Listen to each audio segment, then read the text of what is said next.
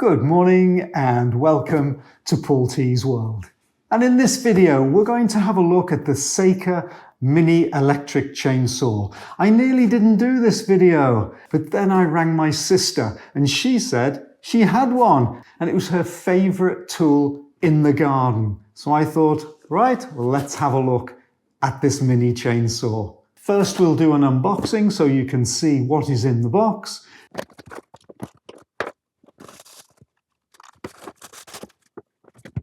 And then we'll take it outside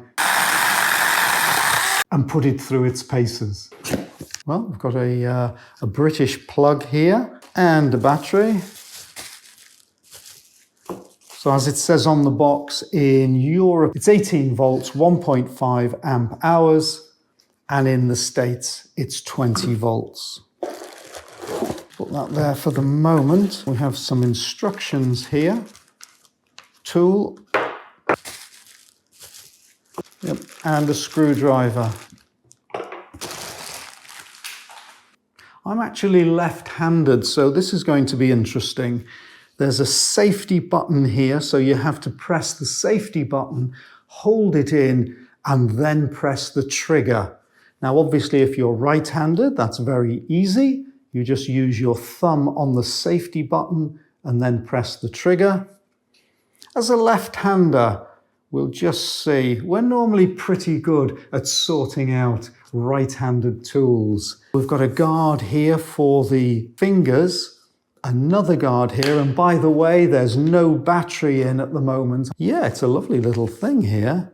We've obviously got a protection cover here, and here is the chain is actually already on it. I've read up a little bit about these and you need to have a little bit of play in this, and indeed there is. So we can release the chain with this tool here. But yeah, lovely little piece of equipment. Oh, and also, so we've got a little bit of oil here. So we oil the chain before each use. A lot of safety warnings. It's a good idea to use goggles and indeed gloves when using this kind of equipment. I've already charged this battery, so let's put it on. Let's see how well it goes on. This is the first time I've done this.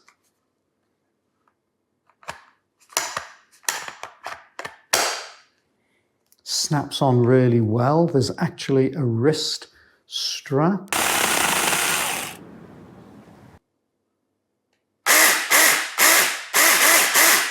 Well, it works. I'm going to take the battery straight off. Is a little button to push.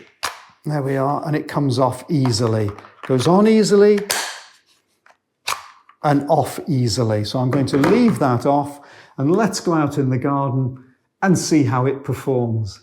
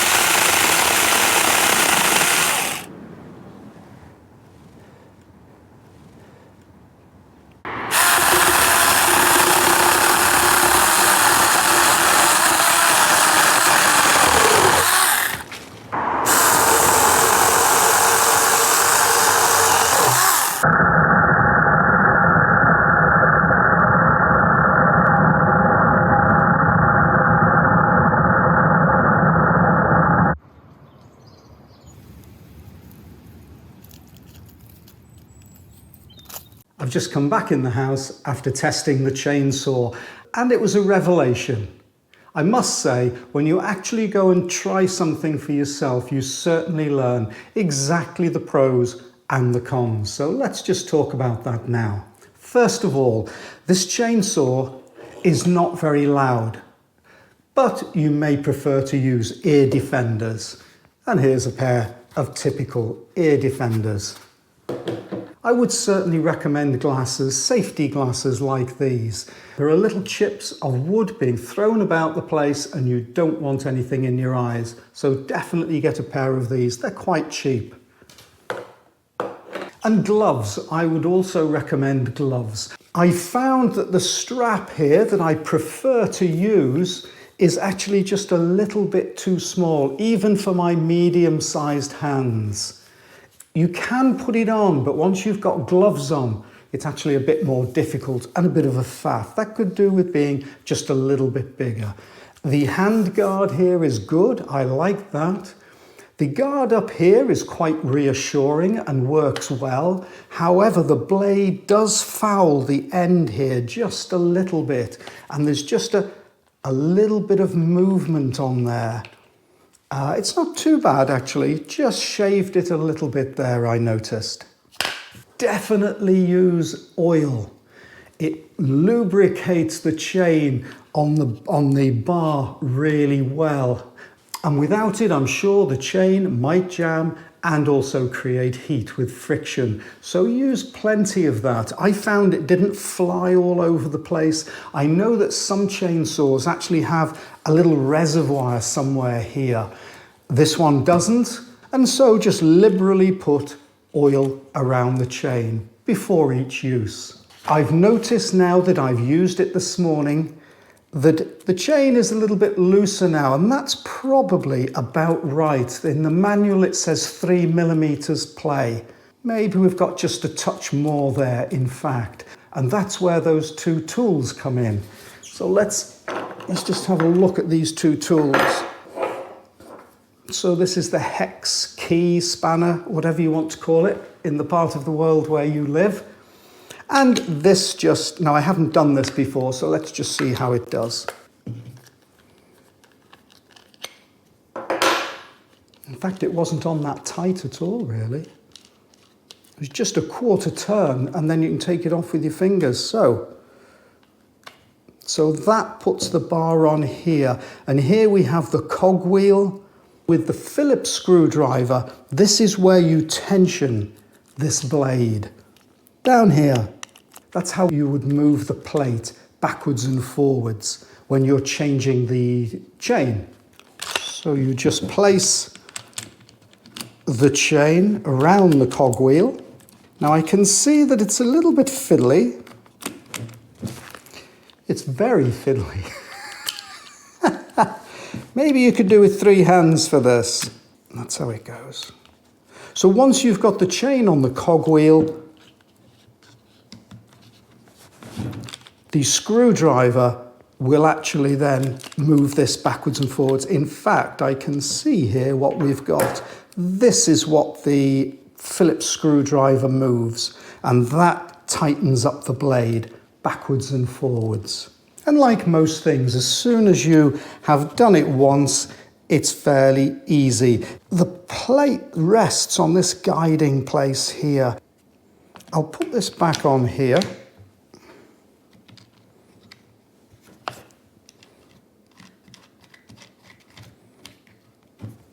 I'll probably put it on a little bit tighter than it was before. I'll get the glove because these are sharp blades. And let's just see how that is. See, that's far too tight, isn't it? And let's just see how much this works. So I will want to release it a little bit. I think, now I would say that the screwdriver should be a bit longer. Definitely, because it's fouling the blades here. So in fact, you could do with the screwdriver a bit more like that.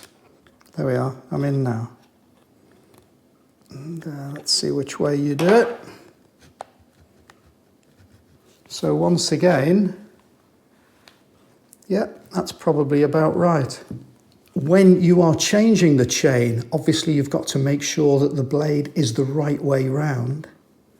And before you take the chain off, just have a look at the blades to make sure it's going to go round the correct way. I've been out in the garden now and I've found a few trees that needed pruning or cutting back. And these are my conclusions. First of all, you need eye protection. Secondly, you need an appropriate pair of gloves. Ear defenders, not so much so, as this tool actually is not that noisy. But it's quite powerful and does the job. I wouldn't use this with stems that you can cut with loppers.